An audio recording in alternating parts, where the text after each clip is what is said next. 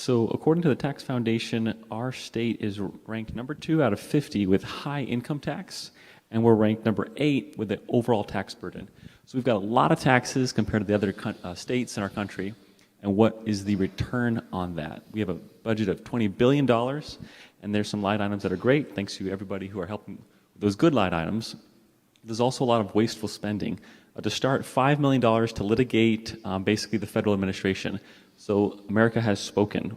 Over majority of the popular vote and a majority of the Electoral College went to Trump saying, let's make him our president. And now us as a state, we're saying, no, let's spend $5 million of the hard-earned tax income dollars of our residents, and let's litigate the president because we're going to disagree with the rest of America.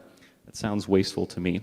We've got over $800,000 to take away or to incentivize the decreasing of people's access to their Second Amendment right. Instead of saying, let's actually create a tax credit to give people guns, let's instead use people's tax money to buy back guns. That doesn't make sense from a constitutional standpoint.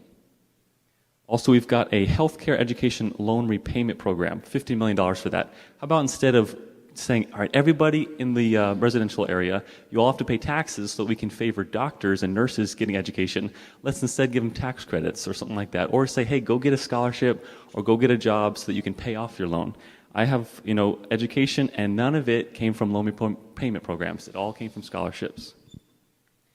We also have a mass transit special fund, basically the rail, $500 million going towards a project that probably none of us use in this chamber, yet we keep funding it. It's $12 billion in the future. It was only supposed to be $4 billion. $30 million that goes to the study of a new OCCC. Instead of actually, let's use this money to build one, let's talk about it. Let's create some drawings and say $30 million to create a drawing for OCCC. We also have over $500,000 for a military and community relations office. Okay, they all have phone numbers and emails. We can just pick up our phone and say, hey, Mr. Military Man, let's coordinate something. Instead of allocating $500,000 for an office to do the coordinating for us. Also in this budget is $715,000 for 4 positions for the deputy superintendents in the DOE. We have about 170,000 students in the DOE. We've got over 12,000 teachers. That's a ratio of about 13 students for every teacher.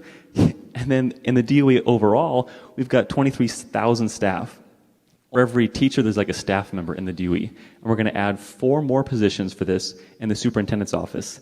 It sounds kind of crazy. Let's decrease the administrative side of the DOE and focus more on the teachers. And we're just going to be adding more money towards the administrative side of the DOE. So there's a lot of wasteful spending here, and so I'm voting reservations for that reason.